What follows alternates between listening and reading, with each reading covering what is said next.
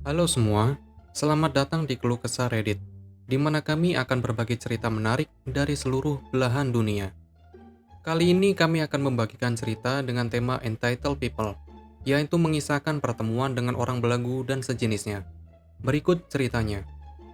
Cerita pertama, pengemis gila mencoba untuk mengambil mobilku. Jadi ketika aku masih muda, aku memiliki mobil Z yang aku kendarai ke perguruan tinggi. Bensinnya bagus dan menyenangkan sehingga aku menikmatinya.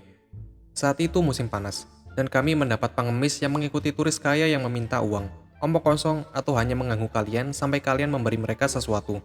Mirip dengan turis, mereka adalah hama yang terlalu sering mengotori tempat perkemahan, dulu bekerja untuk taman, atau hanya berjalan dan mengambil kotoran. Dia akan kupanggil E.T. Jadi aku membeli bensin ketika E.T. berjalan.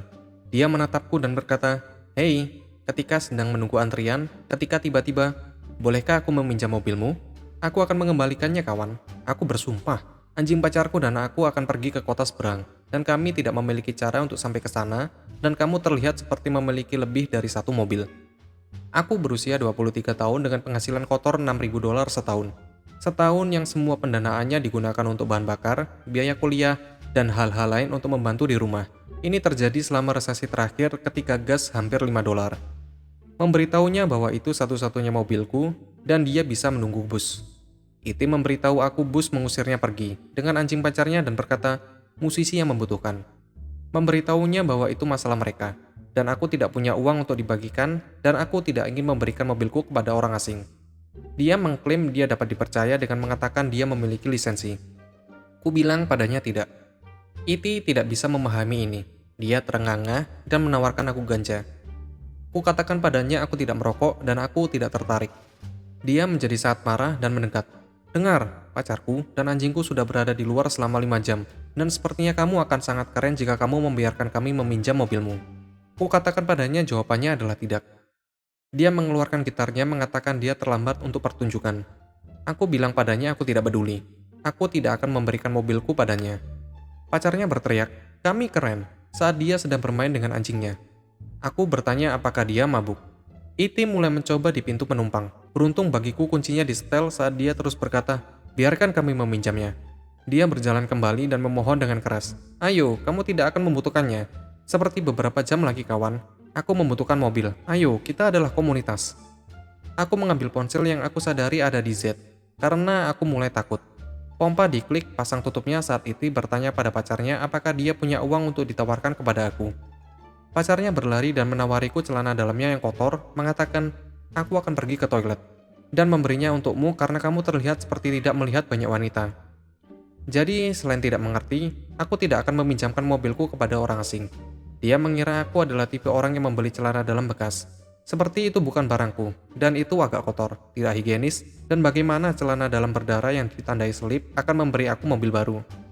Kukatakan padanya untuk pergi, dan akan memanggil polisi. Sayangnya, Iti hanya mengerti polisi dan dia berteriak, "Babi!" meludahi mobilku, dan membuat suara babi.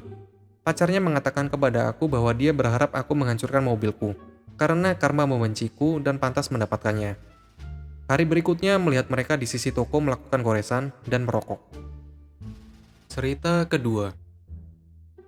Bos yang belagu mengambil tip, menolak membayar, dan masih mengeluh. Ini terjadi sekitar 2 tahun yang lalu, pada awal pandemi. Aku tidak akan mengatakan jenis bisnisnya, atau menyebutkan nama apapun. Tetapi aku pikir itu akan menjadi bisnis yang akan dinikmati semua orang. Jadi aku, umur 21 tahun, bertemu bos ini di sebuah acara. Dan kami berbicara ketika aku menyebutkan bahwa aku tertarik pada bidang yang sama dengan bisnis mereka. Jadi mereka menawarkan aku untuk datang untuk wawancara. Dan aku telah melakukannya.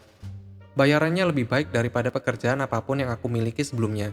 Meskipun jam kerjanya sedikit berkurang karena sifat bisnis yang diharapkan. Aku mulai bekerja pada waktu yang sangat sibuk, dan selalu ada sesuatu untuk dilakukan. Dua karyawan lain menunjukkan talinya, dan kami semua bergaul dengan sangat baik. Pemilik bisnis hanya akan mampir untuk melakukan satu pekerjaan tertentu, dan menyerahkan sisa kerja kerasnya kepada kami yang tidak ada masalah. Sekarang, dalam bisnis ini, tip tidak diperlukan, tetapi biasanya diharapkan dan diberikan. Namun, aku dengan cepat diberitahu oleh dua karyawan lain bahwa tip apapun yang diberikan melalui mesin kartu tidak akan sampai kepada kami, dan kami tidak akan pernah mendengar apapun tentangnya.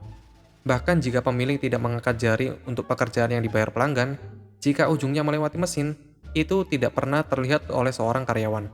Meskipun ini menjengkelkan, kami memutuskan untuk membagi tip uang tunai di antara kami sendiri dan tidak membicarakannya dan melanjutkan pekerjaan. Ketika aku mendapatkan pekerjaan ini, aku memberitahu bos bahwa aku memerlukan hari libur khusus untuk foto keluarga. Aku mengatakan ini pada mereka saat wawancara. Mereka mencatatnya dan tetap mempekerjakan aku. Ketika hari ini tiba, aku menerima pesan marah di obrolan grup. Pemiliknya kesal karena mereka harus bekerja di bisnis mereka karena kami bertiga adalah meminta pergi. Sekarang, pekerjaan itu dapat ditangani oleh satu orang dan sebelumnya telah dilakukan. Tetapi pemiliknya sama sekali tidak senang dengan kami, mengatakan bahwa mereka tidak percaya bahwa mereka memiliki 3 karyawan namun mereka masih harus bekerja. Akhirnya, gaji pertamaku datang, dan aku menerima pesan dari bos yang mengatakan bahwa mereka memiliki masalah dengan akuntan mereka, dan hanya bisa membayar aku $100 untuk gaji ini, dan mereka akan membayar sisanya pada gajiku berikutnya. Aku mengabaikannya dan setuju, tetapi ketika 2 minggu berlalu, dan gajiku berikutnya diharapkan, aku diberi alasan yang sama persis. Aku mencoba untuk mendorong masalah ini, mengatakan aku memiliki keluarga di HR di perusahaan lain dan bahwa mereka mengatakan hal-hal semacam ini tidak terjadi, dan aku mendapat tanggapan yang lancang. Aku harus berutang sekitar $500, dan karena masalah dengan akuntan mereka, aku harus menunggu 2 minggu lagi, dan bekerja selama minggu-minggu itu, dan hanya menuruti kata mereka bahwa masalah itu harus diselesaikan dengan gaji berikutnya. Aku hanya berhenti setelah itu, dan mengambil cek terakhir dengan semua uang yang aku miliki beberapa hari kemudian. Begitulah ceritanya. Apabila kalian suka, kalian bisa like dan berkomentar di bawah. Jangan lupa subscribe untuk membantu channel ini. Sampai bertemu di video selanjutnya.